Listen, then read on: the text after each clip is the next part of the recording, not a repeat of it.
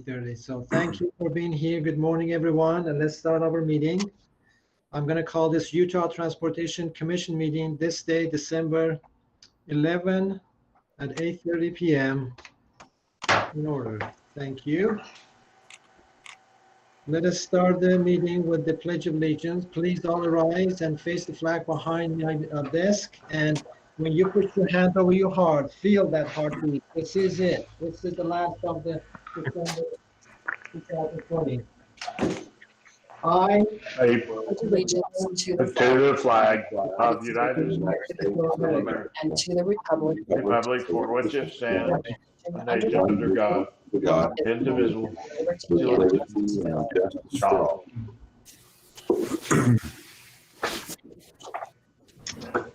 Thank you. Thank you. As usual, I would like to read the disclaimer statement for today's meeting. December 2020 meeting of the Utah Transportation Commission will be conducted electronically and will only be accessible by electronic means. There will not be space or facilities to attend the open portion of the meeting in person. The chairman has determined that an anchor location presents a substantial risk to the health and safety of those who may be present at the anchor location due to the ongoing state of emergency related to the COVID-19. The chairman has determined that the anchor location will gather interested persons, members of the public in a single confined location where the risks of the further spreading COVID-19 are greater. Instead, the live broadcast of the meeting at youtube.com/UtahDOT. So that is the way we're going to operate today.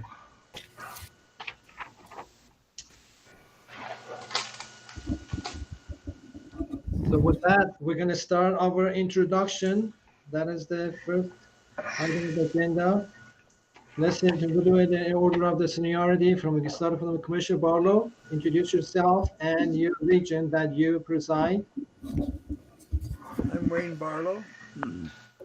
I live in Cache Valley and/or Fish Haven, Idaho, and I represent Region 1, which is the 6 northernmost counties in the state, from Box Elder down through Davis County. Thank you. Did we see Commissioner Kramer coming yet? If not, I'm going to Commission Law, please. Actually, Commissioner Kramer just joined. Yay! Honored to be here. Commissioner at Large, just getting my tie on. Hosting guests from Savannah, Georgia about the inland port this morning. So I'm honored to be here in downtown Salt Lake. I've just shown it around today for these guests, as I said, and thank you for the opportunity to be here. Thank you for joining us. Thank you. Welcome. Commissioner Law. I'm Donna Law. I am a commissioner at large. Since Lou was putting on his tie, I thought I'd put on my tiara. And my home is in Cedar City, but I get to, like the other commissioners at large, get to, keep an eye on the whole state.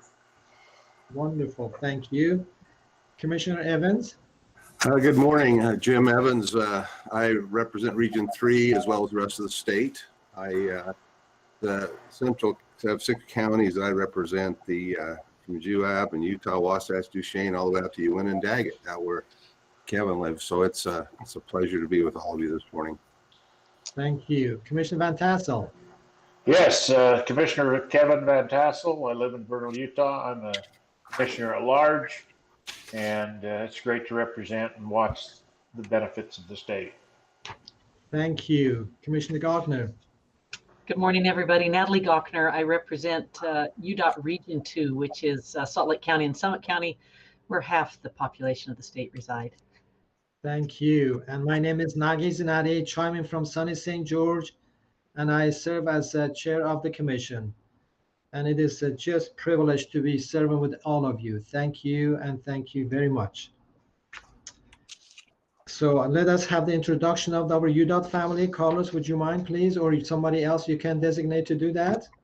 Thank you, Mr. Chairman. Members of the Commission, thank you for taking this time during this special time of year, this holiday season. I so much wish we would be able to gather in our traditional Christmas lunch after the commission meetings. And I'm looking forward to doing that even bigger and better than ever next year. So with that, I will just, I will go down the list here and introduce the UDOT folks that we have on the call right now. And I don't know if Amal Haskell, Ben Hewitt, he's our Director of Program Development, Brad Palmer, Region 2 Program Manager, and Brigitte, I'll come back to you. Charles Stormont, he's our Director of Right-of-Way. Grant Potter is out of our Communications Division, and he's the one that makes everything work from the technology behind the scenes.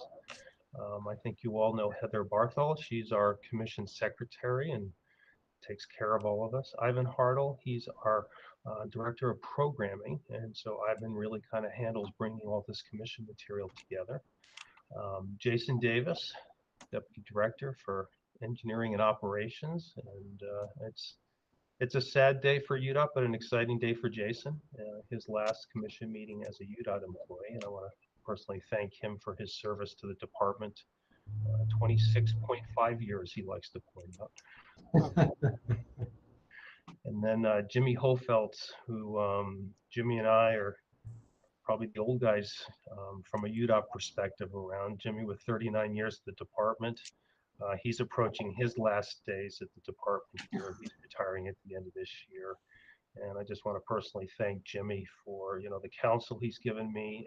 And I think you all can appreciate the importance that the Internal Audit Division plays to an organization. And Jimmy has just been a longtime trusted friend and has done an amazing job at UDOT. And I wish him and his family the best in his retirement. And unlike Jason, I believe Jimmy's actually truly retiring. So we can celebrate that. We have about 39 total employees that are retiring at the end of this year. Wow. At the end of the year, there's financial benefits in terms of the hours accrued and your annual leave for employees to pick the end of the calendar year as a point of retirement. And we're losing quite a few, you know, I would say senior folks in our maintenance side of things, station supervisors. I think Region 4, which has Rick's on 39 stations, maintenance stations, and they're losing 5 station supervisors. These are the people that, you know, basically keep everything running there. So we're losing that caliber of people throughout the organization. Maybe not losing. We're graduating, and they're moving on to new and better things. Jordan Lee, who's on here, he's helping handle the technology as well. Cade Roberts out of Region 4 Program Manager. Carrie Ann Noble also helping with technology. Chris Peterson, he's our Director of Project Development, and we'll hear from Chris a little later on. Lisa Wilson, our Region 2 Director. I don't know if I saw, well, I don't see Lisa's picture, but I see her here. Matt Parker from Region 3 Program Manager. Nathan Lee, he's our Director of Technology and Innovation. Rob Clayton, Region 3 Director. Rob Wright, Region 1 Director. Robert Pelly, our UDOT Ornament of the Year. He's our STIP Coordinator. Thank you, Bob, for turning on your camera there. Robert Stewart, Director of Operations. Shane Young, who is filling in behind Jimmy as our Director of Audit. Terry Newell, it shows Terry Ann, sorry, Terry Ann. I feel like father when I say that. She's our Director of Planning and our Deputy Director for Planning, sorry, and Investment. And I think that's who I see on the list, Mr. Chairman. I apologize if I missed anybody. Thank you. And I would like to also recognize and welcome our federal highway partners, Ivan Barrero and Brigitte Mendel. Thank you for being here with us and bringing always good tidings and glad joy. Thank you for both of you. Thank you, Mr. Commission. Thank you. So with that note, I guess we're going to the item number 2 on the agenda. And Ivan Marrero, you're gonna be the one reporting, I guess, today? Okay, am I at the top of the agenda? You know, I need to start reading these agendas before. Yes. The people with the money is always in my first on my book, so go ahead. All right. Well, luckily I was prepared to go here. I usually am. All right. Let me share real quick if I could. If I can get this right. All right. Let me share that. So I have. Oh, okay. Is that? Can everybody see that? My Yes. presentation. I hope so. Okay, good. Well, good morning, Mr. Chairman and Commissioners. And again, thank you for giving me a few minutes on the Commission's agenda, early agenda here to speak to you this morning on about the federal highway items. Just a couple items for your attention. Just real quick, we are under a continuing resolution which expires today. As of right now, I have not heard anything about an extension or anything, so we're waiting to hear what, if any, action Congress will be taking on this. So just a heads up that our continuing resolution expires today. I want to express my gratitude to UDOT for their participation in our Everyday Counts summit. This Everyday Count is an effort that Federal Highway started, I would say, about maybe 8 years ago. We are under our 6th cycle. We held this summit virtually this past week. It was Tuesday, Wednesday, and Thursday, and we basically have participation from all the states, the state DOTs, the MPOs, anybody, the universities, contractors. So basically, we gather this large group of people and go over different innovations. And this year, we were able to showcase a couple of things that UDOT was doing.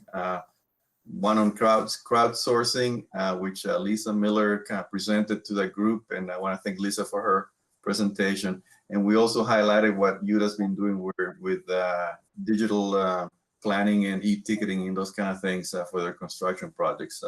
It is amazing what excellent work UDOT's doing in these 2 particular areas, and we were very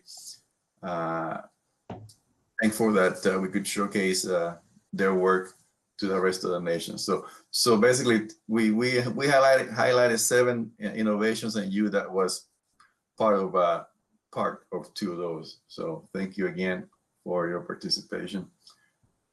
And the last item I have, there is a notice of proposed rulemaking out there that came out on November 24th, and it's actually a kind of a significant change. It has to do with design standards for interstates.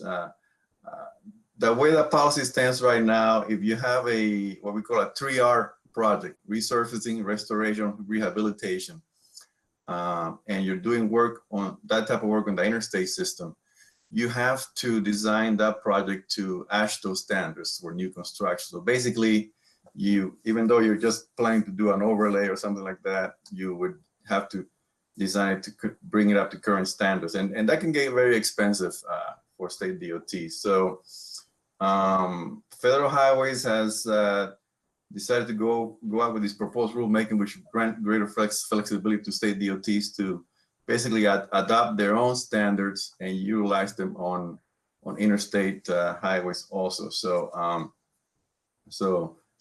the proposed rulemaking is out there for comments. We are receiving comments until December 24th, and after that, we'll take action on the proposed rule based on the comments that we received. But so I would advise you or any other transportation stakeholder out there to take a look at the proposed rulemaking and provide your comments on it. So those were the 3 items I have for the commission this morning, and I want to thank you for your time, and I'll answer any questions you may have for me. Any questions from Ivan? You do a good job, my dear. Go ahead, Commissioner Kramer. Ivan, thank you. Always great to see you again. Happy holidays. Well, How is, thank you, Commissioner. Happy holidays. well, thank you. The roads are running. Any word on what the new administration, the Biden administration, may be thinking on the transition, or do they ask people in the states how that's going? Just curious, given the big stakes out there. Well, it's difficult for me to comment on that. I think Carlo may be more free to speak. I have not heard anything officially, so it's just kind of things through a grapevine. There are about 3 or 4 names out there, but I really don't have anything solid to report back. That's a very diplomatic answer, but through the grapevine is probably the best information that we ever get. Yeah. Commissioner Kramer, Ivan and all of Federal Highways professional staff is in a very delicate position during these transition periods. So he's walking the right line here, and so he's going to stay appropriate. I have a little more license, seeing as I don't work for the federal government, and yes, we know most of the people on the Biden transportation transition team. I personally know the head of it, known him for 18 years. He used to be the secretary of Maryland DOT. And it's always an interesting process how this goes.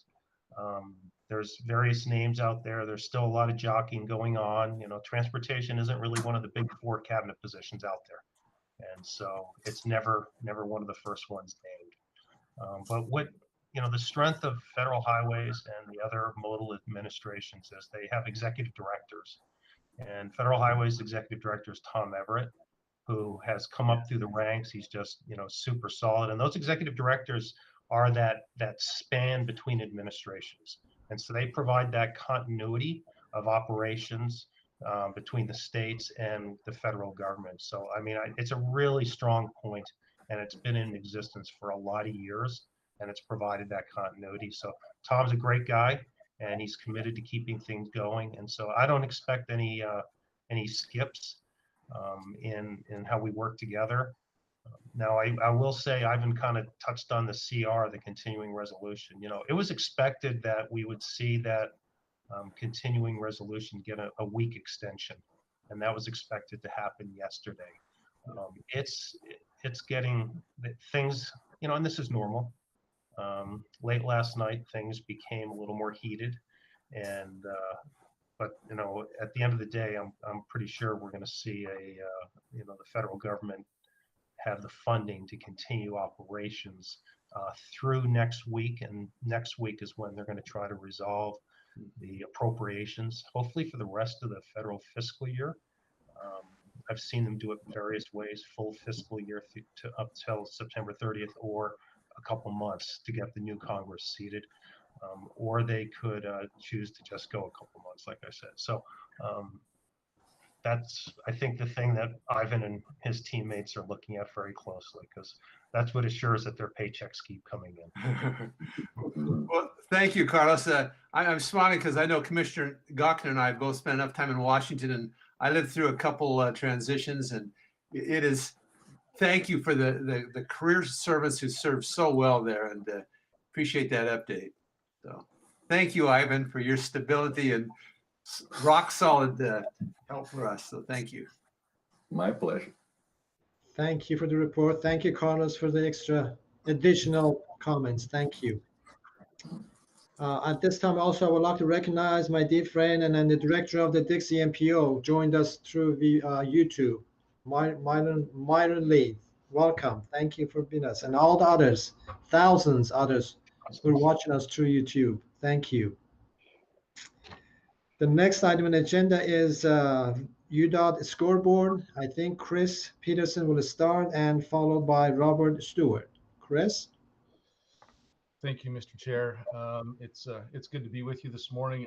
Like Ivan, I usually expect to have another 30 minutes as we go through the initial parts of the agenda. So I'm glad that Ivan gave me the heads up.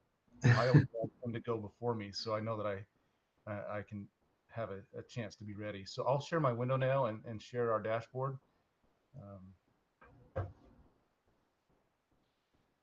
it's as I present this, as I was looking at this and reviewing it in preparation, I kind of felt a little bit like it was Groundhog's Day, but it's December, it's not February.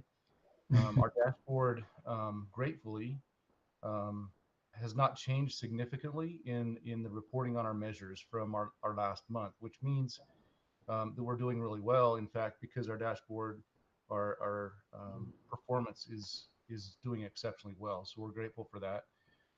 We only have 2 projects past due that we're working on to reestablish schedules and delivery on that. And in the next 60 days, we'll have 8 projects. That number's a little low, but I'll show you our chart on what projects we expect to advertise and why that's looking like 8. And it's because we've actually advertised a little ahead of ourselves, which is good. We love to be ahead instead of behind and past due. So total, the commission has approved over 600 projects, and we're actively working on those. We're really pleased right now with, and I report on this every month, and I want to continue to give the recognition to our project teams. Right now, we're 95% on time with the delivery of our projects. We're far exceeding our goal, and this is one of our best years ever as far as delivering our projects on time. And we're incredibly impressed and grateful for the diligence of our teams to continue to deliver their projects as they've been committed. I'll scroll down here. Over the last month, since the 1st of November, we've advertised 16 projects totaling nearly $54 million. And that's just a continued reflection of the good work of our teams. Let me scroll down to the advertising status. And so I will click on December, and you'll see where we are and where we have been. And you'll notice that the green bars here in advance of December are the projects that we've advanced and advertised a little earlier than we had anticipated doing. And that's a great thing that we like our teams to do, is to make sure that we can stay ahead of schedule instead of trying to catch up. And that's why you'll see that even though it looks like we have a lot to advertise, we really only have those few projects left to advertise in these coming months. But we have several projects lined up and in the works to get out on the street so that we can get our contractors on board. I'll clear that now. This is always the fun chart. We love to report on this. I did a little bit of math on this beforehand. We have now over $2.7 billion. Chris, could you please enlarge your screen a little bit, please? Let me see if I can make that bigger.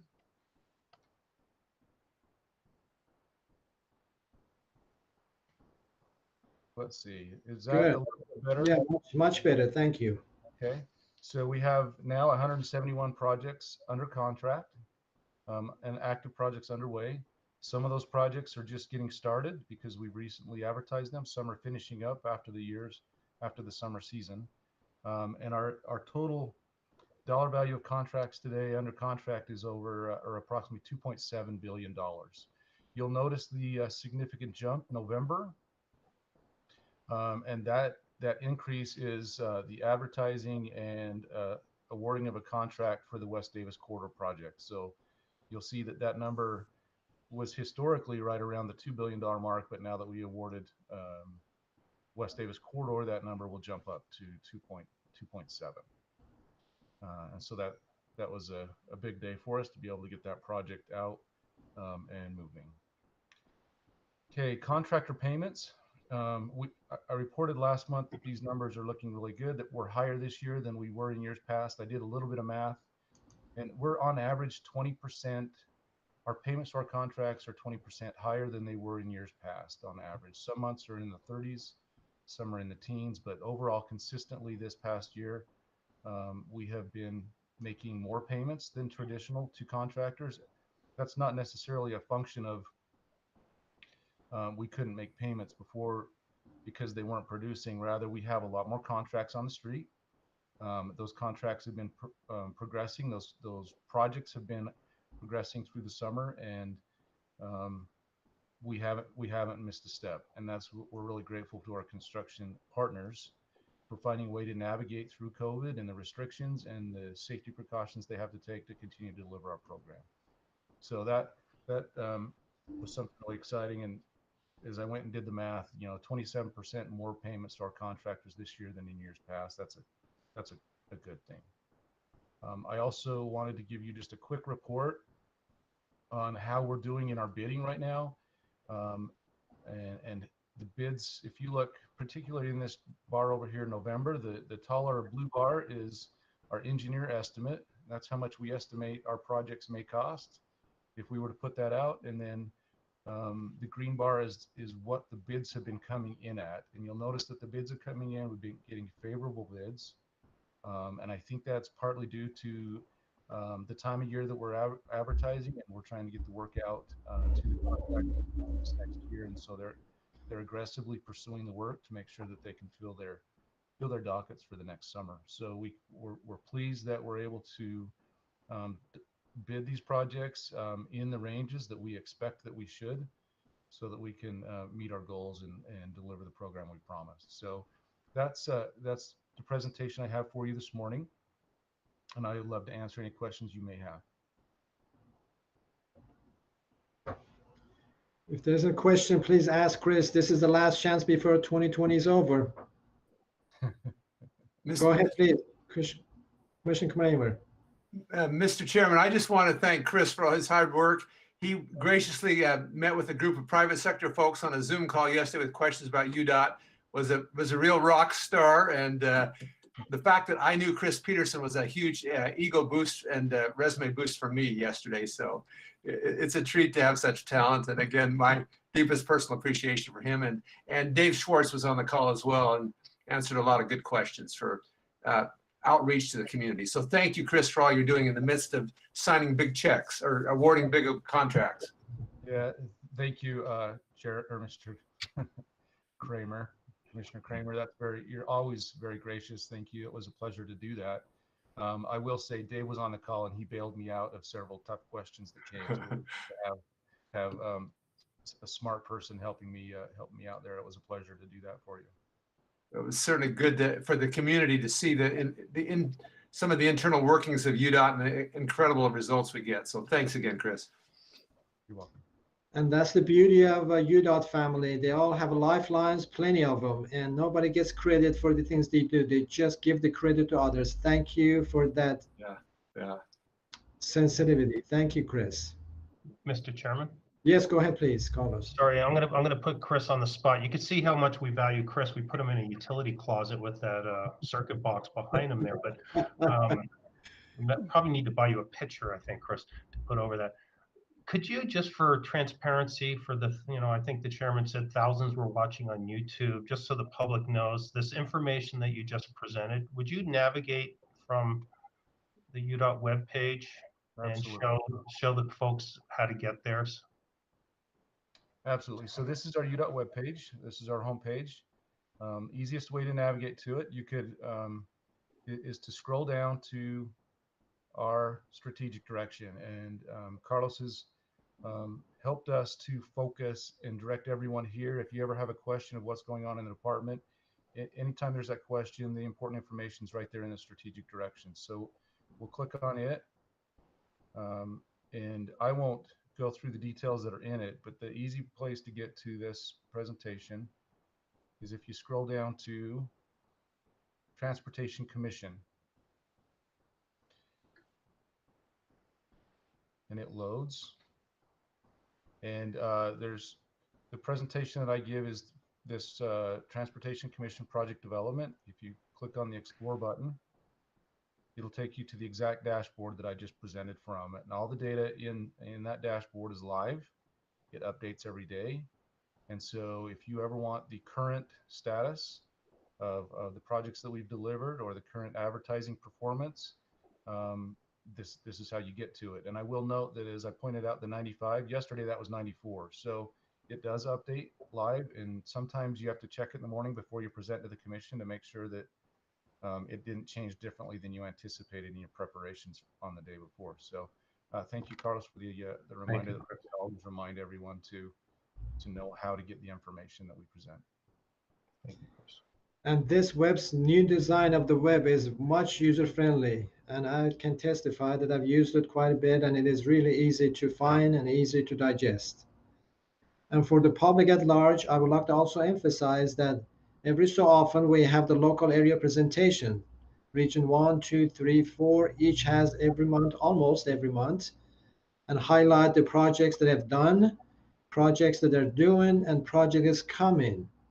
Please refer to those presentations. There's a link always, very educational. Leaders can also look at those and share in their meetings. Commissioners, mayors, city managers, public work directors, to let the public know how much money is coming to their communities, what kind of projects has been done, what the stages of the current projects are, and the status of the timelines for each project. I really enjoy watching those and getting education. And somebody calls me, easy, I don't have to be smart. I said, let me give you the link. And I refer them to the website or to the local area presentation link, and they come back and say, wow, didn't know that. Really, truly confess that they didn't know how much money their communities have received since the past 5-6 years, and how much money is still coming or approved by the commission. So please watch this website, and of course, keep these links in your archive if you want to share with the leaders of your community. Thank you. Thank you, Chris. Merry Christmas to you, my friend. Thank you. Thank you. Thank you. Same to you. Robert, you have the con. Yeah, thank you, Mr. Chairman, Commissioners. Let me try to share this. You know, you'd think we'd all be used to getting all of this, this Zoom or Google Hangouts stuff together, but I've got to say, one of the interesting things that I had happen the other day was, you know, we've all said, hey, you're on mute, right? Like that's a common phrase right now. But the fun thing was that the person trying to tell somebody that they were muted was also muted. So that was like my first instance of double muting. Taking that lead from Chris on where to find this stuff, I'm going to go over the safety dashboard. Same thing, go down to strategic direction. This is the zero fatalities indice. This is where I pull up all of this, and I'd love to sit in front of you all and tell you that the narrative, it's changed. It hasn't in the fatalities world. We are trending in the wrong direction. Fatalities are higher than our target, and so that's something that we just need to keep in our focus and redouble our efforts towards. You know, the serious traffic injuries are down, and crashes, total crashes are down, and all that really means is that the severity of some of those crashes has gone up, which is something that we don't want to see happen. Internally, the goal that we will always continue to live with, which is zero fatalities internally. Our injury rate is tracking in the right direction. And again, the same narrative as before, the equipment damage rate is unacceptable right now. So that's this dashboard. I wanted to show you something. Just, you know, these numbers are great, but just they're sort of at a level that I think that is great for this presentation. But I wanted to show you maybe where we can dive in a little bit more into some of these things. Same website for strategic direction.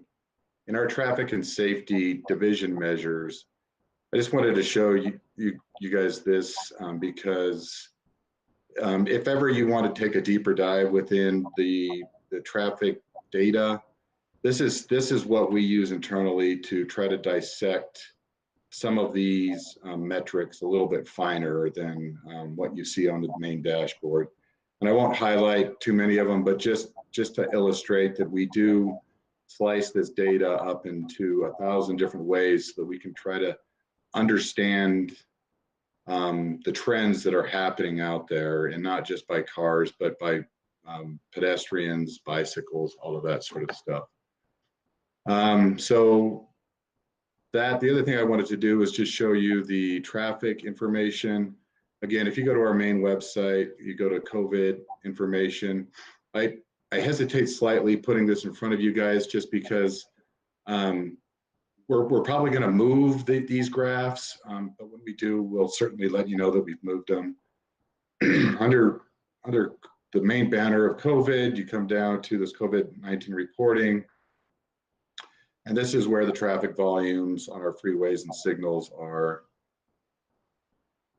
And I just show you tracking the actual traffic that we are having out there right now. We saw this big decline right here, and this sort of corresponded with the spike that started to happen with COVID. And this was, I think, was actually mask mandates and gathering rollout by the governor's office. You can see we had a huge decline leading up to the Thanksgiving holiday, and we're about to 90% of traffic that we saw last year. So those numbers are sort of holding steady across the board, but we see that we are very much have a correlation with the COVID virus as it spreads. Are there any questions? Don't be shy, Commissioner. It's free. Questions are free. Go ahead. Go I ahead. just want to say thank you for kind of directing us to ways to, to the different ways that you all digest this information. I know that it's something that we as an organization take very seriously, and it's really interesting to, like Nagi, I tend to jump in here once in a while when people ask me questions, and this is really interesting data to sort through. I wonder what Natalie thinks of it. Commissioner Law, I'm just so grateful we have a UDOT that measures and tracks this so carefully. And I've personally in Region 2 been happy to see I-15 so much better in terms of both the opening in Utah County, but also the painting of the lines has been terrific. It's so much better. So glad we're getting a lot of things done for winter time. One other thing I'll just mention, I did the drive, I'm going to say roughly from Blanding to Hanksville over the Thanksgiving weekend. Wow, that was an impressive road, not just for its beauty, but you guys have been investing some energy there because it was great. I take the credit for that at Region 4. No kidding, but it is beautiful. That road, that ride, it is just beautiful, fantastic, the roadways and all. I never thought I would think guardrails were so beautiful, but they were terrific. Mr. Chairman, maybe that gives me a chance to amend one of my errors during the introductions. I failed to mention Rick Torgerson, our Region 4 director, and so that falls under Rick's responsibility. Yes. Rick Carlos, and that's why I mentioned all that. Thanks, it's truly a good thing that the gas tax that we received several years ago for the low volume roadways, that all that work out there with the pavement on 95 and the roads that goes down to the Dugway, Moki Dugway, is all relative to that low volume roadway money we received. I drove the Moki Dugway for the first time. Wow. If other commissioners have not done that, we need to get them down there. Well, we did it in a school bus several years ago, and it was an interesting school bus ride, that's for sure. That's one of our less famous commission tours in a school bus with no heat. That wasn't received real well by some of our commissioners at the time. But, Rick, thank you for mentioning that, that gas tax increase. And I just want to acknowledge, now Commissioner Van Tassel, but then Senator Van Tassel. He worked for so many years on this. And he was I would say, one of the bravest legislators I've ever seen. It's thanks to work like legislators like Commissioner Van Tassel that we're able to do that work, Commissioner Gochner. Thank you. Any other question from Robert or Chris, for that matter? Thank you, folks. Thank you very much. Robert, have a wonderful holiday season. You do the same. Thank you, Commissioners. Item number 4 in your agenda is public comments. As of this morning, we didn't have any written or live comments. So that means we're doing fine and nobody's complaining. Just kidding. Just Chairman? kidding. Yes, go ahead, please. Kevin Van Tassel here. I just want to thank the department, and I think it's these gentlemen that just finished talking to us. These new public education announcements on using your cell phone, I just think they're so much on target, and I am glad that we're doing those, and I just think that's a great opportunity to educate the public, and hopefully people will take it to heart. Yeah, Good job. yes, indeed. So don't be phony. Yeah. Right. Okay, thank you again. Let's go on the item number 5, consent agenda. Ivan, are you going to be presenting that before we take a vote? I will. Go ahead, please. Good morning, Mr. Chair and Commission. Item number 5 is the consent agenda. It contains both the Commission meeting minutes from the November 13th Commission meeting, as well as a few funding adjustments for projects that are either at closeout, they've been at award, or there are some budget adjustments that we're reducing funds on those projects. And all of this is found in the packet for the consent agenda. Our request today is a motion to approve the adjustments of the projects in the included table and approve the November 13th, 2020 Commission minutes as detailed. So, Mr. Chair, I'll make that motion. go ahead. Barlow, second. Okay, we have a motion and a second. Any further questions, corrections, additions in the minutes?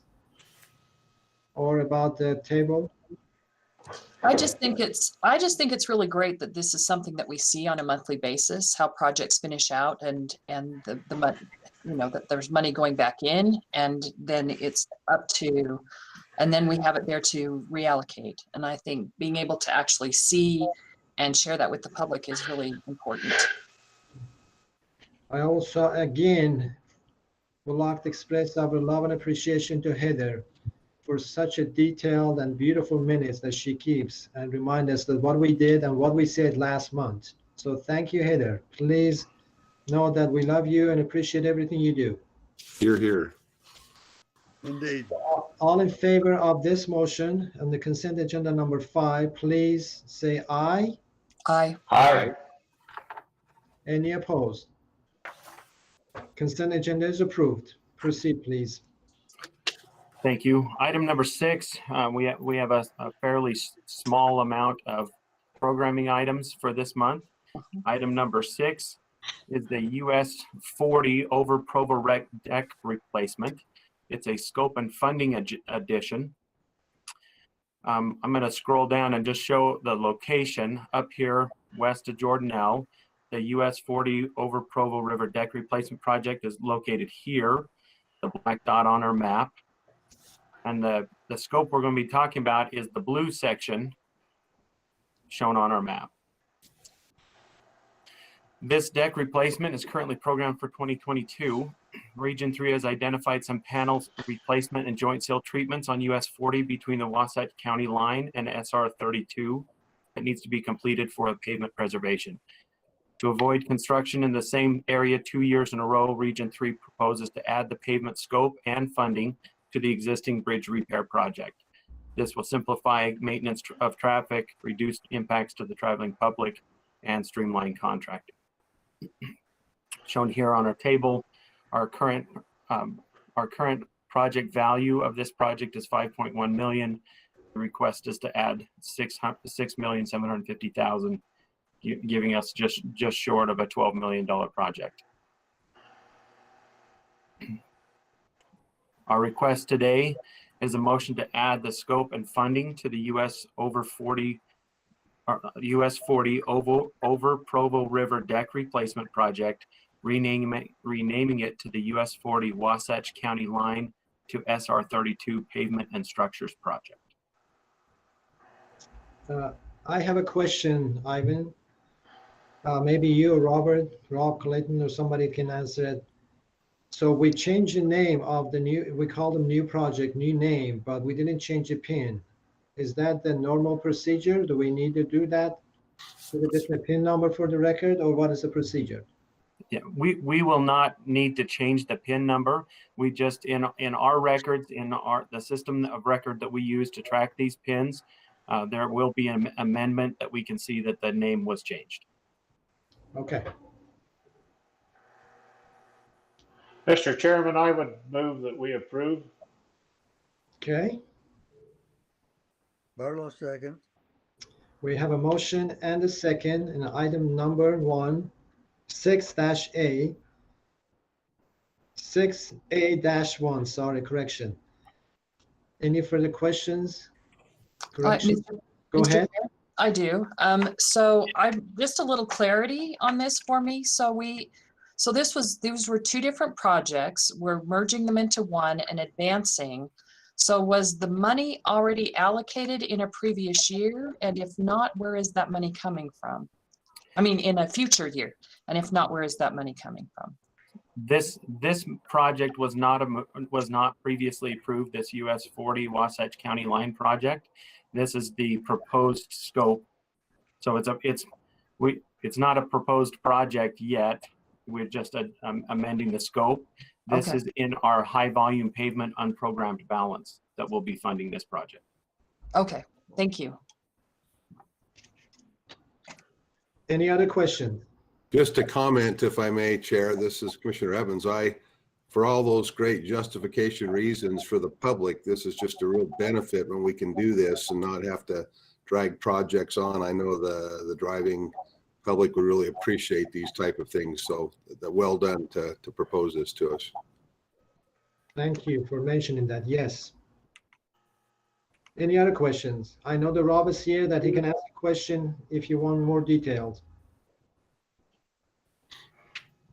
Seeing none, all in favor say aye. Aye. Aye. Any opposed? Item 6A-1 is approved. Thank you. 6A-2 is the I-15 Springville Spanish Fork interchange, also a scope and funding addition request. It's a $30 million project. The proposed change is $30 million. It's currently a $32 million project, taking us to a $62 million project value. The current scope of this project is a new diamond interchange utilizing the existing structure over I-15 at 1600 North and 1600 South and 2700 North. It will realign the frontage roads in the northwest, southwest, and northeast quadrants of the interchange, and a new signal at the 1750 West intersection. We will include 4-foot shoulders along 1600 South and 2700 North, and 1 lane of travel in each direction. A northbound auxiliary lane on I-15 between 1600 South and 2700 North, and the 400 South interchange. The proposed funding addition will provide a bridge over the UPR and UTA tracks just east of the interchange, and we'll show the map in a second. The traffic modeling indicates that constructing a grade separation of this railroad crossing will have a benefit to the traffic operations on I-15. Region 3 requests the $30 million of additional funding to be added, and it will facilitate these changes. It will construct a new grade separated structure for the ultimate 5-lane section over the existing UPR and UTA rail, which is east of I-15, and provide 2 lanes of travel in each direction, a center median, 10-foot shoulders, curb and gutter, sidewalk, and widening of the 1600 South, 2700 North between I-15 and the railroad structure for the ultimate 5-lane section. So located here on our project map, shows the 2700 North and 1600 North sections, as well as the proposed changes here, the grade separated railroad crossing along here, as well as the widening and the other items discussed. So So do we have approval with the railroad? Are they on board with this? Rob? Commissioner Van Tassel, we're working with the railroad right now. We don't have the permit secured for this right now. It's just about to go into design, so we'll enter those discussions with them. But things are pretty straightforward for this project, so it shouldn't be too much of a challenge. I would think so, but I was just curious. Thank you. Sure. Our request today is a motion to add scope and funding to the I-15 Springville Spanish Fork Interchange Project as detailed. I'd move for approval, Chair. And the reason I move for approval, as you know, there's just tremendous growth down there. With the hospital, with the businesses, everything, the traffic increasing down there. It just, even though it's a lot of money, this is just needed. I know this is a priority for the local elected officials, for the state, our elected officials, and so I think this would be wise to move for approval on this. Okay. Fantastic seconds. Yeah, Thank great. you. Terry, would you please give a little bit of more background on this particular project? You were involved when you were in the region director on this one, so could you please help us a little bit more? Yeah, maybe just to understand why we're asking for 30 million at this point. I believe it was roughly 3 years ago when we initially funded the project. And at the time, we funded what we knew was the smallest project we could to get traffic on and off of I-15. We have an existing bridge there, and it was going to be a project to connect the ramps to the existing bridge. There was some concern by the commission at the time that that might be too small of a project, might not be a big enough scope. And we started into the environmental process with the idea that once we finished the environmental, we'd have a better sense of what the true need of the project was. So we're in the draft stage with our document, getting close to final signature on it. And now is the right time to say, we think the appropriate project to build is once we connect to 1600 South, if we don't build the bridge over the rail crossing, that's going to create some issues. So we think the appropriate project now needs that addition of $30 million. So just if you're wondering why the cost went up so much between when we initially funded and now, when we did the initial amount, there was the understanding that if we felt like it needed to be a larger scope, we would come back and request that. Terry, maybe explain why we're proposing a bridge over the western tracks, but not over those eastern tracks, and maybe what some of that line symbology indicates. Yes, if you look at what's shown in blue, it says new connection, part of a separate consolidation project. There is a project that is being planned by MAG to consolidate those lines. Makes sense for the future, so that the line you see in red would consolidate over to the blue line, so we don't end up needing two railroad bridges, because clearly a railroad bridge is expensive to build, so consolidating those lines makes sense, but that will occur later as part of a separate project. Okay. Thank you. That was a great explanation. Thank you. Thank you. Mr. Chair? Yes, go ahead, please. Again, the question, it's a lot of money. I certainly support the project, but I'm interested into where that $30 million is coming from. So everything we do with TIF is about cash flowing the money, and we do have money in 2024. So we've got some unprogrammed money in that year, and that's where the money would come from. We have yet to figure out how we would schedule the construction of this project since we're not in design yet, but that gives us a placeholder in 24 to know that we can have the project move forward, and then we'll work on that cash flow. Very good. Thank you for that clarity. Good questions. Any more? Please ask.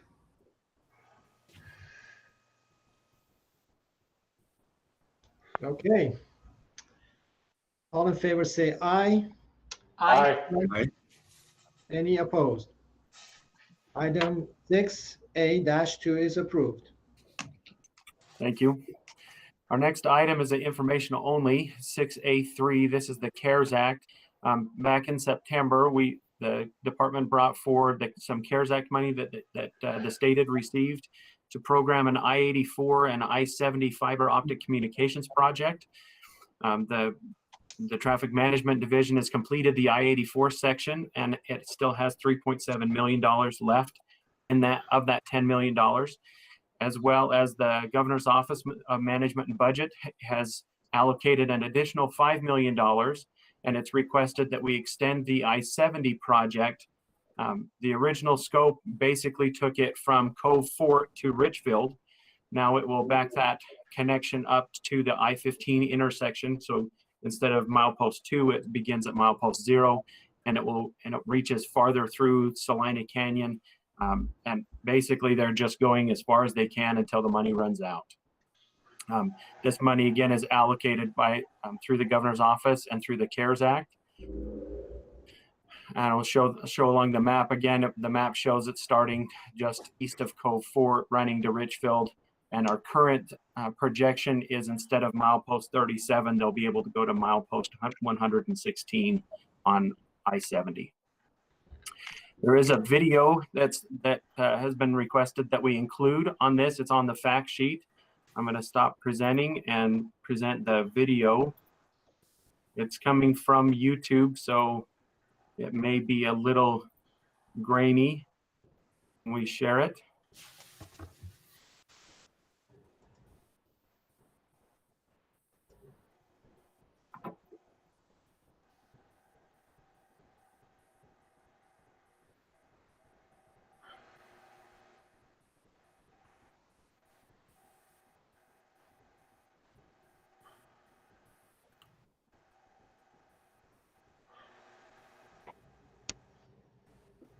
We're missing the fancy music they put in there. Yeah, what happened? I want my money back. So this is a video that the contractor made, and Would I be correct in assuming this went out to bid, this particular, this fiber project? Jason, we used procurement contract, right? Yes, that's correct. Commissioner Law, we have numerous on-call procurement contracts for different things throughout the department. Traffic signals is an example we have, so we can get those in quickly. This is a pretty straightforward. So the procurement contracts go out for bid, and then we can just draw on them when we have the need to do so. So when the CARES Act money became available, it was we were in a position to move very quickly on it because of having those type of contracts in place. Oh, that's helpful to know. Thank you.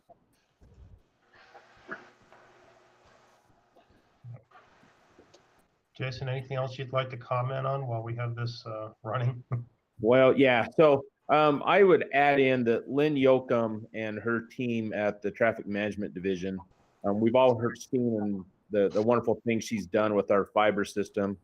And when we called upon her and said, hey, we know we have a need for providing this type of resource in our rural communities and places that we haven't got to because of the market just may not have been there to justify a private company going in there and putting in this infrastructure. Having this CARES money available to go ahead and address the rural areas. And it's a benefit to both the communities, as we've seen before, but it's also a benefit to the department and the traveling public because we'll now be able to tap into this fiber for traffic cameras, for weather, remote weather information systems, as well as the Wi-Fi connectivity that will be established, and the public can go ahead and connect that at those locations free of charge. So this was a really great thing that we were able to move on very quickly, and all the credit in the world to Lynn and her ability to get these contracts going and knowing what we need. She has a plan ahead of time. She's not scrambling. She has her Christmas wish list year round waiting for an opportunity to get those projects out there. So appreciate what she's done. Yeah, Jason, thank you for mentioning Lynn. Yes. You know, the governor-elect Cox, prior to entering, the state legislature, he was still working at the family business, which is a telecom company. And he was very familiar with Lynn because we have been working with that company doing public-private partnerships with them for many years to extend that broadband access for the telecoms as well as for us to be able leverage our ITS, our Intelligent Transportation System statewide. And, I don't know if some of the commissioners may not be familiar with, but the governor-elect's father used to be a member of this Transportation Commission, Yes. Eddie Cox. And when he was appointed, when he moved from the legislature and was asked to be lieutenant governor, Eddie and I both felt it would probably be appropriate if he stepped down at that time to remove any perceived conflicts. So there's a strong connection with the governor-elect's family and the department. Thank you. Mr. Chair, Yes. Commissioner Gochner here. I just wanted, I actually really liked seeing that video. You just don't see how deep that fiber is and how, just how it goes. I just want to say that this will be one of the silver linings from COVID, is that we've been able to expand this. And it's also been one of the biggest weaknesses that we've seen, is the digital divide and how it's affected people in our state. So this is terrific. And I'm a part of a COVID-19 economic work group, and we are recommending another $50 to $100 million be put towards broadband services in our state. So this is terrific to see. Well, thank you for sharing that information. Thank you. When is the check is coming? Well, the list is around $700 million of investments that we're recommending, and so wow, stay tuned. Thank you. Thank you. Mr. Chairman, maybe to leverage on that, one of the things that I think has really been an advantage for the department is we've felt that our right of way was always an opportunity to be able to have that public-private partnership. That's not the case in most states, and I mean that's why we have about 93% of every traffic signal in the state connected to the fiber system. And we couldn't have done it without that. But I know the new administration. Their transition team is talking about wanting to look at transportation right away as an asset for being able to implement broader things that are good for the community. So I think we're going to see a lot more of this type of work in the future. Well, thank you. Jason, you also mentioned the opportunities, and when you come, these fibers, when you come to the wash or bridges, what you do, what kind of technology is available to stretch those cables without interruption? Jason, that was for you. You're on mute, Jason. It had to be done, right? You put a little bit there, Chairman. Could you repeat that, please? When we stretching these cables for the fiber optics, when you come to the wash, over the bridge, or the rivers, what kind of technology is available for us now to do those without any interruption? Okay, so when we come to those areas, we have a structure over some sort of I guess, challenge in the roadway. So a bridge, a box culvert, whatever it may be, really varies depending on how the bridge was built.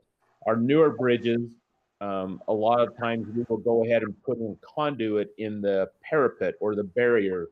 You want to look at it that way. So we have these vacant conduits that go through there so that when utilities come along, and in all honesty, this is a utility, and we look at it as our own facility, but it is a utility.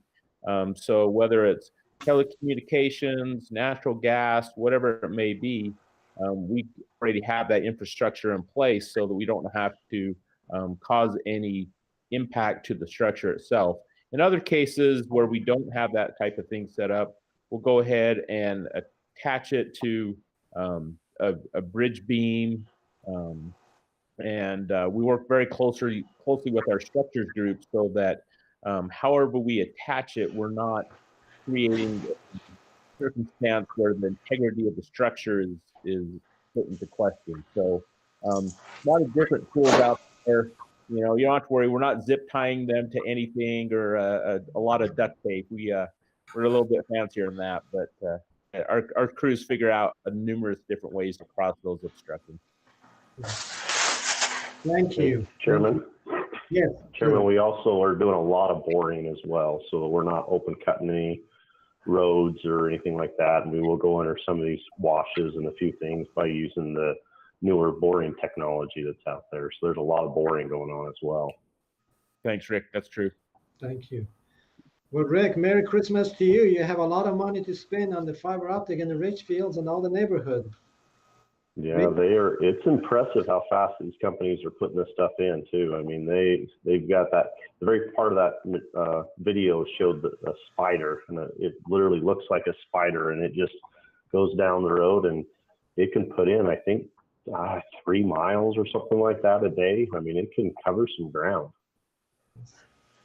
That's wonderful. Mr. Chairman, if I could just add one thing on this, just to maybe toot Lynn's horn a little bit more is, I had the opportunity to work on the I-15 core project, and the record amount of work that we had on that project in 1 month was $60 million. That was with 4 major contractors and 2,000 plus workers.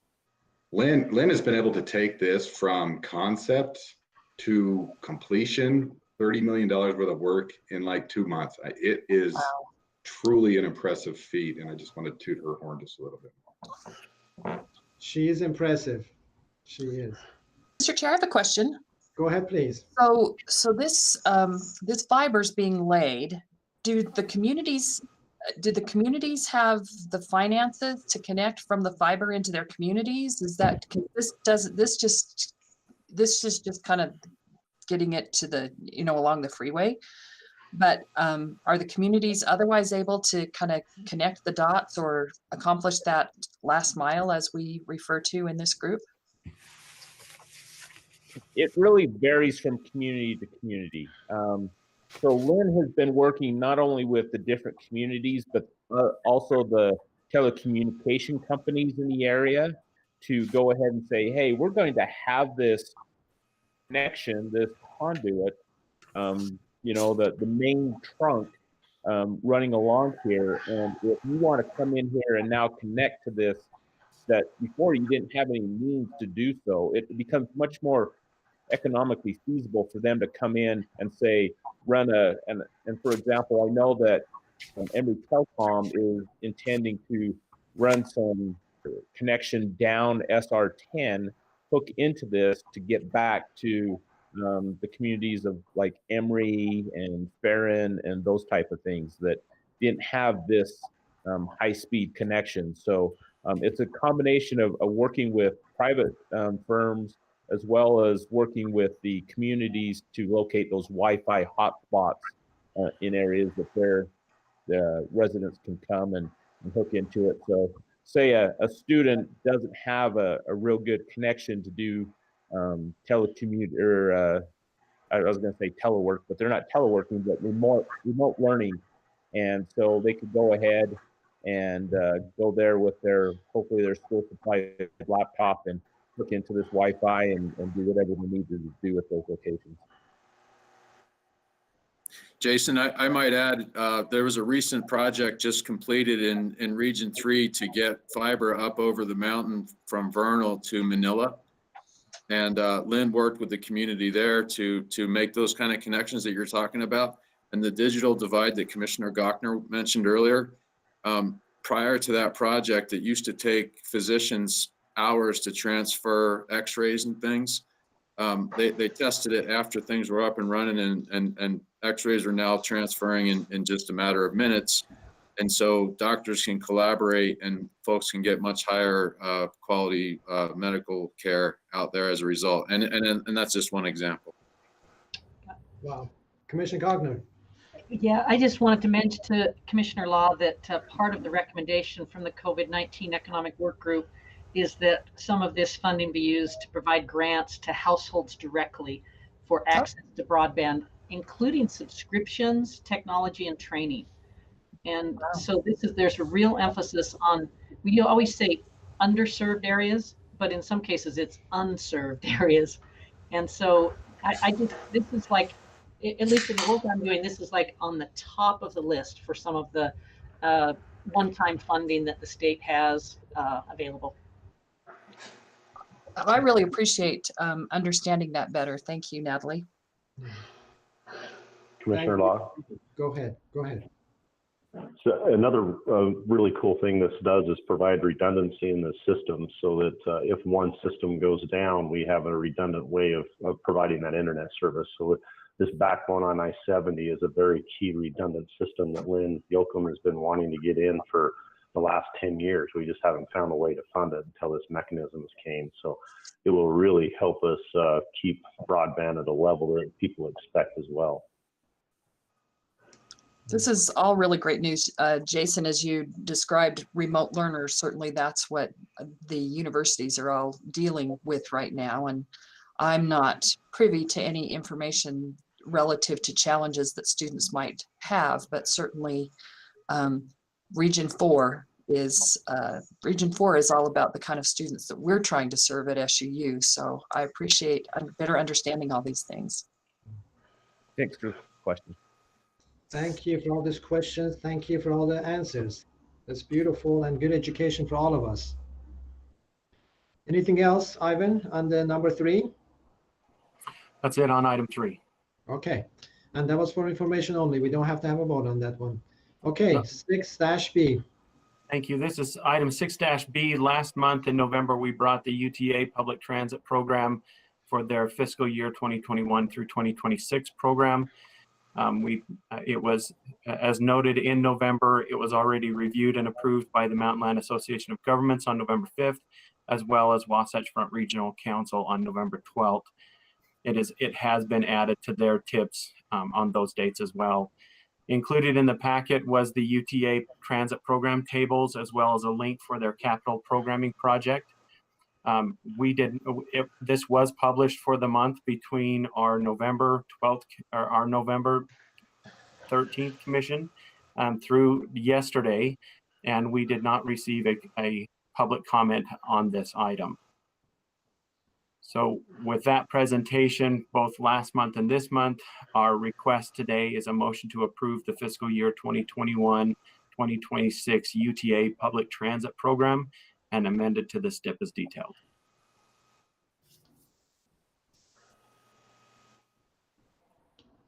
We also have, I believe we have Alma and Mary from UTA if there are questions. We had 2 meetings on this and numerous charts and tables that we saw last month. So if you have any question, please ask. Otherwise, we need to have a motion to pass this. Can I just make one comment? This is Mary DiLoretto. Yes, Our go ahead. focus plan actually is from 2021 to 2025, not 26. I don't know if that matters. Okay. No, Mary, thank you for that. That does matter. Any motion needs to recognize a change in. Thank you, Mary. That's the capital plan. This is Alma with UTA, that's the capital plan, if I'm not mistaken, Mary. The formula items did go out as far as 2026, so there are both timeframes in there. So we're correct on the motion then? Yeah, I'll make a correction on the motion. No, you don't need it. Almost we don't need it. Just a straightforward motion. I second that. Thank you. Okay. There's a motion and a second on item 6-B. All in favor say aye. Aye. Aye. Any opposed? This is a big deal. I'm glad we're able to do this. This is very important. Item 6-B is approved. Thank you. Okay. Ivan, thank you. Thank you very much, and Merry Christmas to you and your family. All right, Merry Christmas to you. Thank you. Okay, item number 7 in your agenda is corridor preservation, SR 97, and Charles Stormont is going to present that item. Good morning, Commissioners. This is Charles. I'm going to share my screen with you. Please bear with me for a moment.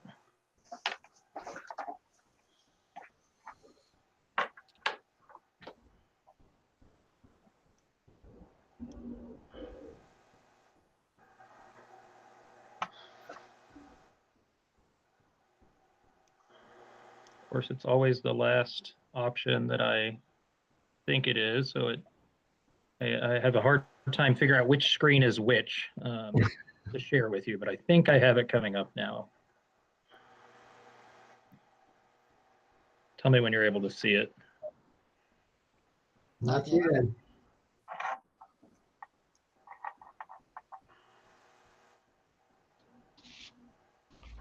On my side, I'm getting a spinny wheel, so my It's coming. It's coming. the hamsters are running as fast as they can in my computer. Okay, we have it, John. Great, wonderful. As is our custom, we'll start with an overview of the status of the Marga Dill Recorder Preservation Fund. Our balance forward is just over 9.4 million. We continue to see a fair amount of motor vehicle rental tax revenue, which is a very heartwarming sign for the status of our fund and Utah's economy. Property management revenue continues to be healthy and well managed by my staff. I'm lucky to have such a great staff to make me look so smart. Our revenue is just over $500,000 with expenses of over $54,000, leaving us with a fund balance of just over 9.9 million. We have several acquisitions in process. These top two are aging, and we are still in negotiation. Our process is to seek your approval and attempt to secure a contract. We've had a few folks that we've had some challenges with, and we may need to revisit these with you, but Diane is working on those. We have several others that are closing or close to closed. Total obligated funds is, just over 3.1 million, leaving a balance of 6.76 million. We have one request today that is 3,050,000, and if approved, would leave a balance of just over 3.7 million. Are there any questions before I move into the item? I just wanted to mention something about the motor vehicle rental tax. When I was looking at this system, month of October, we had 84,000 compared to this month, which is 440, that's a real improvement. Yeah, it seems folks are anxious to get out of the house and they are renting cars. I think it's different than the form of rentals are different, but thankfully the tax still gets to us. I'm cautiously optimistic for the ski season. So Charles, can I ask a question? Yes, Commissioner. So would this include like RV rentals and things like that, or is this just rental cars? It's short-term rentals, so anything under 30 days, that's a vehicle. So it would include those sorts of rentals. Okay. Thank you. Mm-hmm. And I don't have a way to tell if that's where it's coming from, but I think your intuition, I think that might be a significant part of it. Mr. Chairman, I just want to reiterate that Utah is so unique in this, being able to use money smartly like this. So again, another reason why that UDOT leads the nation. So I appreciate so much Charles' support as we go forward. Thank you. Yes, thank you. If there aren't any other questions, I'll move into the item. This is item 7. This is an acquisition along SR 97 or 5600 South in Roy, Utah. This is the first acquisition that we've presented to you on this future project. And as usual, I think a picture is worth 1,000 words. I'll scroll down. This is a high-level overview of the project and the interchange improvements that are designed to improve existing and anticipated future congestion, as well as a number of safety enhancements in and around this area. The parcel we'll talk about is right here, very close to the interchange in a commercial area. And you can see it here, both in the current condition with the parcel outlined here in red, as well as how it is impacted by the project. We've got some zoomed in versions of it. You can see we will be going right through there's a gas station and a restaurant on these parcels. It's 3 separate tax parcels that are owned by the Royal Jade Restaurant Incorporated. The owner operates the sushi restaurant on the eastern side and had recently leased the gas station to a Sinclair. the tenant has moved out and the owner is concerned that he will not be able to release the parcel to another gas station given the project announcement and the impacts that it would have to a tenant. He's also already acquired a new location for his restaurant. I think it's right across the street. So he's anxious and ready to move and approached us. The parcel is just over 1.23 acres and has 4 access points. So acquisition of this corner lot that will be impacted on both sides along 5600 South here, and this is 1900 West. With the widening would obviously be a tremendous benefit to the department from a corridor preservation perspective. It would also save us significant relocation costs, potentially 7 figures worth, given the complexities involved with relocating these types of businesses. The landowner is aware that he's giving up those relocation benefits. He's anxious to go. The appraised value of the property is $3,050,000. And our request to the commission today would be approval to proceed with the acquisition and obligate the corridor preservation funds in that amount. I'll make the motion, Mr. Chair. Happy to second. There's a motion and a second on item number 7. Any further questions? I just think a story going along with the photos is helpful, Charles. Thank you. Yep, sure thing. Commissioner Kramer. Mr. Chairman, I need to recuse myself from a vote on this. I understand one of my colleagues at Colliers may have some involvement with the owner on a positive side, but I just think in the interest of no conflict that I will not vote on this one. Thank you. Thank you very much. Any other concerns? Conflict? No. All in favor say aye. Aye. Any opposed? Item number 7 is approved. Thank you, Charles. Thank you, commissioners. And you have a wonderful holiday season, my friend. Thank you. You do the same. Okay, item number 8, internal audit, risk management, assessment rather. And we have Shane Young, I guess, he's going to present if you have any questions. Shane, are you with us? I am with you. Thank you. Welcome. Thank you. Good morning, commissioners. It's good to be with you again, and happy holidays. Thank you. Same to you. Last month, I presented to you our proposed internal audit project schedule for the upcoming year. We had listed 9 projects and went through them in length last commission meeting of why we wanted to work on those projects. I can certainly present it up and go through them briefly once more. And the purpose of me being here today is to get your motion to approve us to work on these projects for the upcoming year. So let me pull up the project schedule.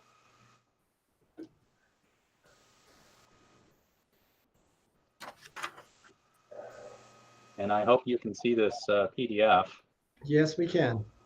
I apologize for all of the wording. This document is used internally for our own staff so they know what they're supposed to do. We listed 9 projects, and these projects came from our 2020 risk assessment, as well as a follow-up from our 2019 assessment. Because we saw the risks, although we're in a COVID year, were very similar from 2020, from that of 2019. We decided to make no changes to the focus areas that we wanted to work on as an internal audit organization. The first 3 projects are projects that are already underway. We are looking at the way we reimburse consultants and contractors. This is crucially important as we are experiencing a COVID year that contractors and consultants are trying to figure out how to establish their indirect cost rates for the upcoming year. We've heard presentations from other leaders at UDOT about different expenses that we've approved, and it becomes more and more important for us to ensure that fiscally we're responsible in the way we reimburse for their efforts. Building security measure is always a hot topic, although the risk for that has decreased substantially with less and less employees working. But we want to make sure that as employees start to integrate back into work, that they are safe, that our customers are safe. And instructions in number 3 is something that is crucially important during the construction phase of a project. We trust consultants to do inspections as well as our UDOT employees, and the accuracy of those inspections are crucial to ensure that quality of work is being done in accordance with UDOT standards. The other 2 projects on number 4 and 5 are ones we've already committed.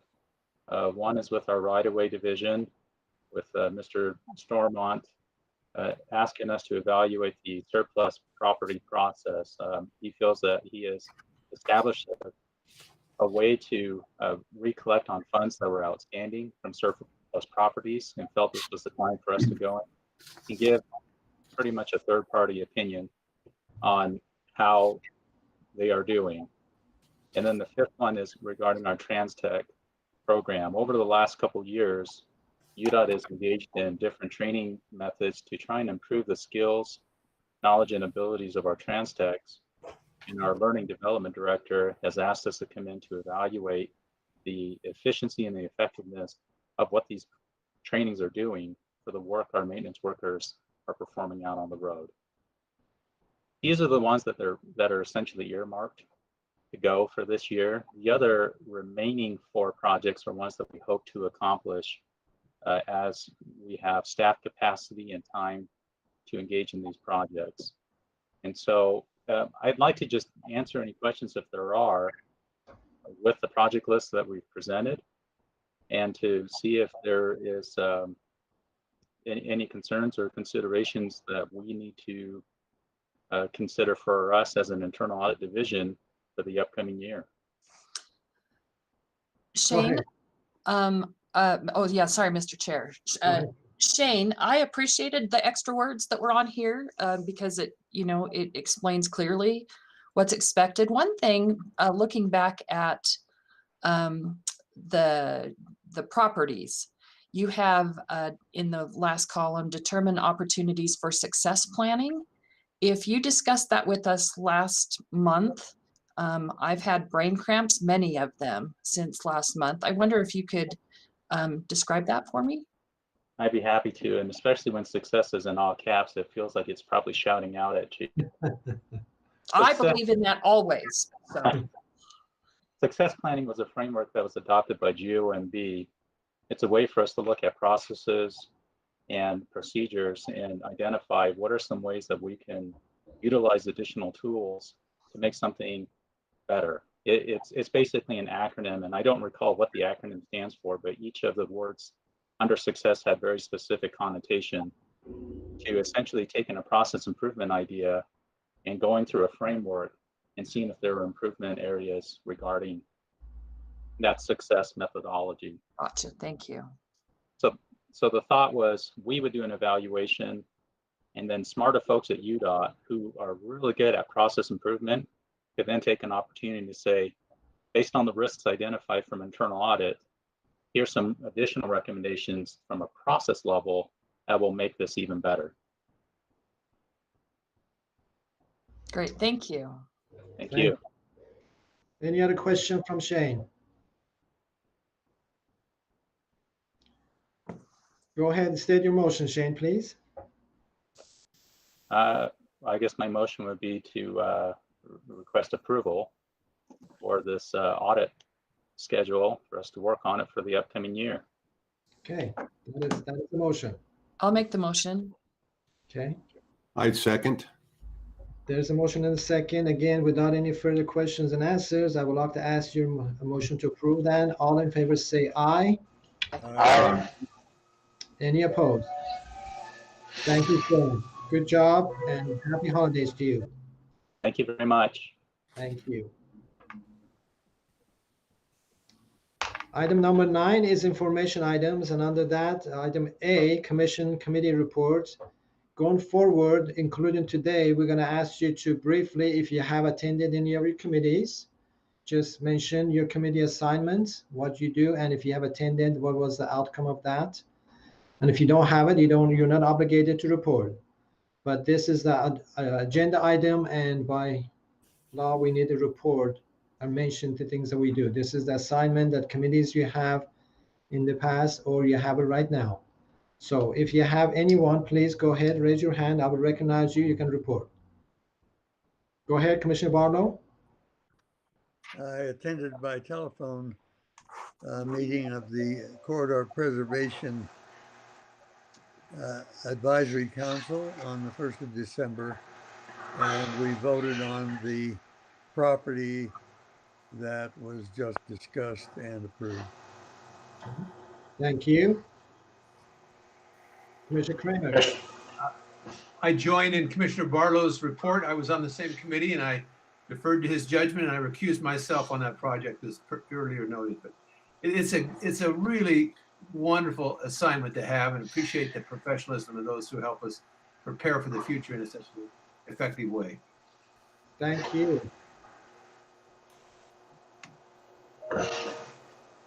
Mr. Chairman? Yes, Commissioner Van Tassel. Yes, I've attended both the Regional Growth Committee and the Transcom. Part of the work that came from UTA is part of that work that we had presented, we adopted into the STIP program. A lot of work going on there in lots of different areas, and it gets brought down and they come forward with the plan that eventually gets referred to us. So it's a good experience to be there and see how everyone is working together. Thank you. And I myself, I sit on the Audit Advisory Committee that you mentioned, Shane mentioned, and with Jim, Carlos, and with Dave. So you saw the result of that. I also serve on the Community Impact Board, CIB, which takes care of the mineral and gas and lease money coming into the state. And we need to oversee expenditure of that. And it is a fabulous committee, and they do good. They do a lot of community service work, projects. And like yesterday, we met before this committee, and they had about 8 projects actually. And I just warms my heart to see how many of the small communities that they have nothing to their names. They come before CIB board, and either they get loan or grant or combination thereof. And that is the thing that we go on. The one particular project we did approve yesterday, and I'm sure the callers will be happy to hear that. And we can show is the East Ryan Visitor Center. So there will be another visitor center on the east side of the park coming in that way. So there will be an opportunity to remove the congestion from the west side, and several different agencies working on that, including UDOT, that we're going to be in charge of building roundabouts on that location. So it is doing wonderful, good job for that because of money coming from the mineral and gas lease. And finally, I sit on the Dixie MPO with Myron Lee as a director and the mayors and commissioners. And they also do a fantastic job as other MPOs for the state of Utah. So that is my report. Commissioner Gardner, please. Thank you, Mr. Chair. So I serve on behalf of the Commission on the Regional Growth Commission, deal with a lot of growth issues. And in the past week, the state did release our new population estimates for the state. Utah now has 3.27 million people. We had another year of net in-migration of over 25,000 people. It was 48% of our population growth came from outside. Normally it's about 2/3 that come from ourselves. This time only about half from ourselves. Births were their lowest since 1999. And natural increase, births minus deaths, lowest since 1994. And then just one last thing that's worth mentioning, fastest growing county. Marga gets that award, Washington County, at a 4% growth rate compared to a state growth rate of 1.6%. And I'll just add, well, because of Commissioner Evans, that Utah County had the highest net migration in the state, more than Salt Lake County, more than Washington County. And Utah County grew at, let me get it right, 2.9%, so 3%, twice the state average. Well, remember, we used to have a sign coming in I-15 from the Las Vegas, was used to say, "This is the place." And now, but then later on, they changed Utah as the place, and it still is, and we love it. And thank you for all you do, and making it beautiful and attractive for all to come in. Hey, Chair, Go ahead. I could report on Mountain. There's a couple of committees. I attend monthly. There's a financial planning committee where they actually get into the nuts and bolts of things and work out issues. And I just want to mention, I appreciate often there'll be questions or comments that come to me to go either to Rob or to Terry, and I just appreciate their response, their responses. They get back to me, and I can share that with the mayors down there, and they appreciate that. And of course, in the monthly planning committee as well. So I just wanted to thank all the Utah staff for being a resource to me to help me as I try to answer those questions for them down out of that Mountain Land Planning Committee, those meetings. Thank you. I just wanted the public to know, those are the ones watching us on YouTube or any other media, that the commissioners, they're not just showing up once a month to meet and discuss the matters. They are busy in different assignments, different committees. They travel, go places, they get the questions answered. And I just personally thank you, every one of you guys, and thank your family for sharing you with us. You've been just the center of all these good work and good deeds for our state. Thank you. I appreciate it very much. Next meeting, of course, will be again, I'm pretty sure, virtual meeting. It probably will be January 21st and 22nd. It will be in the UDOT complex, and I'm sure the college is going to give us a detail a little bit later that how we're going to be. We're hoping and praying to have an in-person meeting, but please just be considerate of that COVID for now. And you go ahead. No. Go continue. No. I wait for you. Go ahead, please. No, I just wanted to say that. No, I was going to follow up for that. Go ahead. I'm sorry.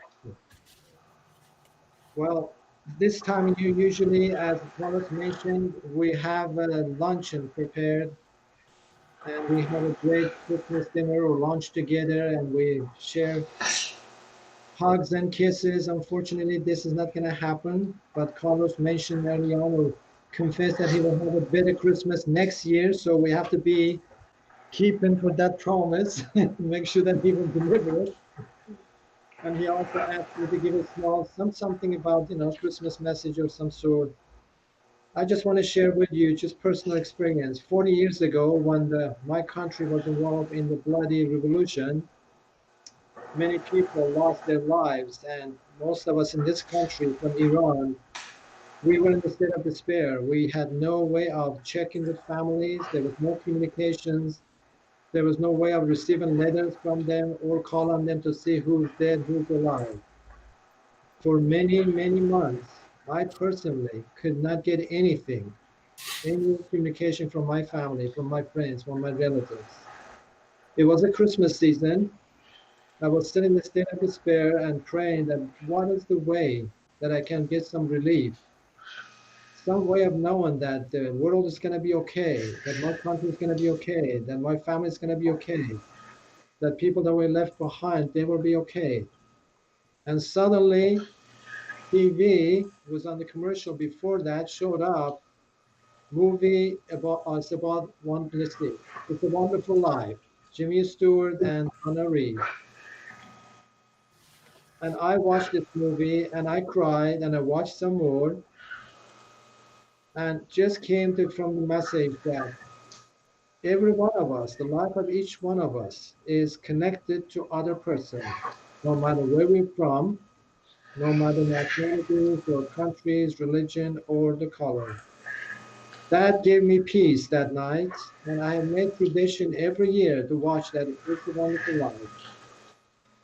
And recently, during the COVID, I saw the signs all over. We are in this thing together, with a heart in the middle of the message.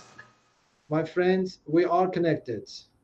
We are in life connected to one another. Whatever we do, every second, every minute, every hour, reflects or changes somebody else's life, or at least affects somebody's life. So my message is watch that movie, know that you're loved, that you have a mission in life. You're not alone. We are all together in this together. And if you have any time of despair in your moment in your life that you think that you're not worthy, I promise you, you are. You are number one in his book and in my book, and we love you. This is my message for the Christmas this year. Merry Christmas to you all, and thank you very much. Carlos, you have the floor. Are you going to really make me follow that, Nagi? No, and you the word you mentioned is the word that I want to end with as well, and that's the word love. It's been a tough year. I'm amazingly proud of the men and women of this Department of Transportation, all of our partners, all of the public servants that have joined together in the Utah way. You know, it's we sometimes, I think, forget or take for granted what we have here. And in Utah, we have something special. We have just an amazing community of people that care about each other and look to the future because we care about those that are coming after us.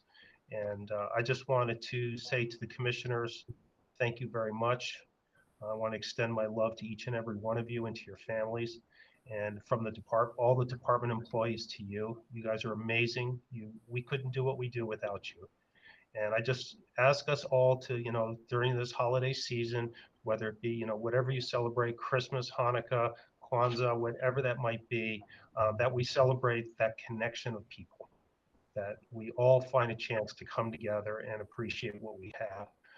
And, you know, I just want to send you, you know, spread that love, spread that happiness. And 2021 is going to be amazing. So thank you very much. Thank you. And Jason, son of a gun, we're going to miss you. We're going to miss you very much. And Jim, the same thing. And all the other retirees of the UDOT, you have a good place in our hearts. Your memories will stay with us. Thank you for that. Jason, you have anything to say for Christmas before you leave? The last departing word?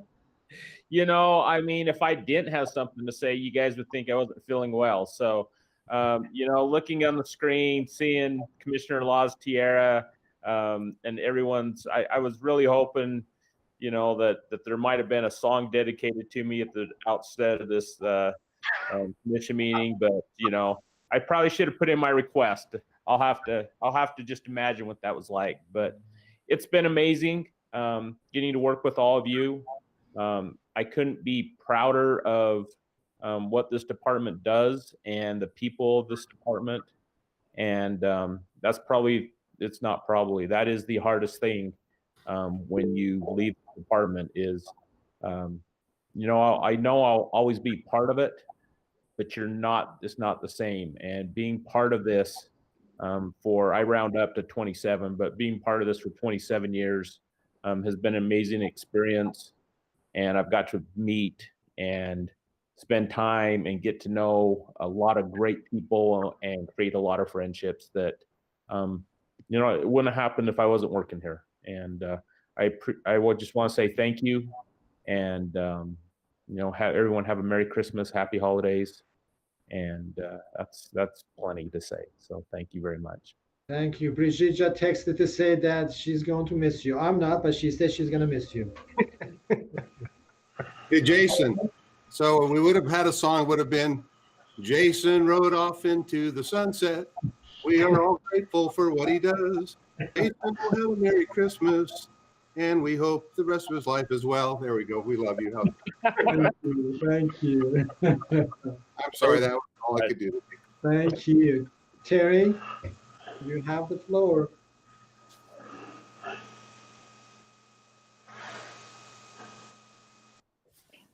I'll say happy holidays to everybody. And as I was thinking about this morning, I'm going to give my shout out to Heather, because I was thinking about all the work Heather does for this typical party we do. And it's such an awesome event. And I really miss that we aren't able to do it, but I'm just going to put my shout out to Heather. I'm going to miss Jason, of course, loved working with him, but my shout outs for Heather, because she always does so much to decorate the room and make us all feel that holiday cheer. So anyway, that's how I'll leave it. Thanks. Thank you. Commissioners, any one of you, go ahead, please. You have the time. If you'd like to share something of your heart, please do that. You don't have to, just have the floor. I'm happy to go, Nagi. Commissioner Doctor here. a good friend of mine said that she was going to stay up on New Year's Eve to the very last minute, not so she could party, but so she could make sure that it ends. And I loved what Carlos said about 2021. And if we've learned anything from 2020, it's to appreciate your blessings in life. So let's make 2021 the best ever. Yes, indeed. Yep. Donna? Well, following Natalie, thinking about, sorry, I could get gushy here. So I had 5 great nieces or nephews born this year. And so despite the hardships, like Natalie, we've had so many great things happen. We've been able to reflect on what's really important, do what's important. We still get to see each other's faces. I miss hugs when we greet. I miss catching up on stories about what's going on in each other's lives when we meet. But the fact that we're still able to meet together this way, to see each other's faces, to still do the business of the state in a way that we still get to be together is really meaningful. And I look forward to the next year. I look forward to being together at some point for those hugs that I miss. Jason, sorry, you lose out. And happy New Year when it happens. I'll wear my tiara that night too.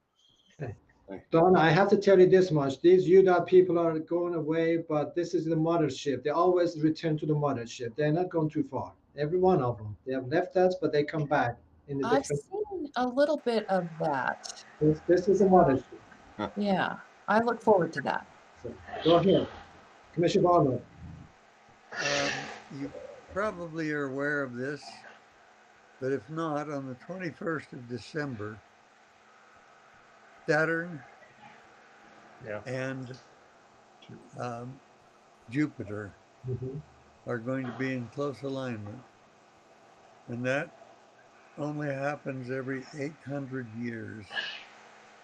And so the Christmas star will be shining this year on the 21st of December. Thank you. Yes, I saw that. Yes, thank you. Commissioner Kramer. I echo all these wonderful sentiments and grateful for the Christmas season. I think I know the leadership at UDOT is so excellent, and that spirit transmits itself throughout the entire department, and that always starts at the top.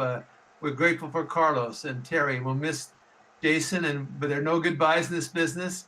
I love working with the other commissioners. I can't wait to get back together. I appreciated Natalie saying we can't wait till this year is over. Yesterday, we were served with a summons to appear in court on December 30th at 3 p.m. The last day of the year. I'm thinking, what in the world? I thought we'd gotten all the bad vibes out, but our view, of course, is to stay positive, but test negative. And I'm grateful for our chairman, for our directors, for the leadership here. It's just an honor to be part of this in every way. And every time I get on a road, I think somebody at UDOT did a great job. So Merry Christmas and all other holidays for you. Thank you, Mr. Chairman. Thank you. Well, again, one more shout out to all the people that were involved in the UDOT Given Tree. Thank you. That was the success, another year of success this year. Thank you for all donated time, energy, preparation, and mainly donation of the cards, money, food, clothes. You cannot just say enough about this program. So thank you, thank you, thank you. For those of you who hear my voice, every one of you, from sincerely from my heart and from the commissioner, from the UDOT family, those will be recipients of your good donations and good deeds. This is going to be a good Christmas for all of us. Regardless of the challenges, we know we're going to have the greatest, best Christmas ever. So thank you. I love you all. Send you my best to all of you. Until when we get in, I need a motion to adjourn before I forget. Mr. Chairman. Yes, Kevin. Merry Christmas to everyone. Those Carbon County boys will never leave home because they don't want to go back. But anyway, I make a motion that we adjourn. Thank you, my dear friend. Merry Christmas, Happy Holidays, and Happy Hanukkah. Any other religion you have, please celebrate it to the full intent. Thank you.